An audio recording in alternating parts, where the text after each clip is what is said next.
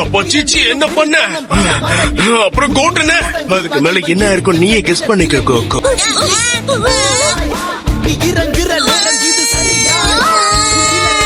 உன்னை விட மாட்டேன்டா.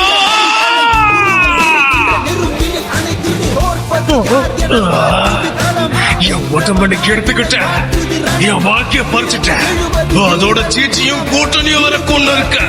இது நீ கிட்ட சொன்னதுக்காக வருத்தப்படுவ சாமாசம். என்ன வெறுப்பாயிட்டேன், ரொம்ப மோசமா வெறுப்பாயிட்டேன். அதுக்காக உன்னை விட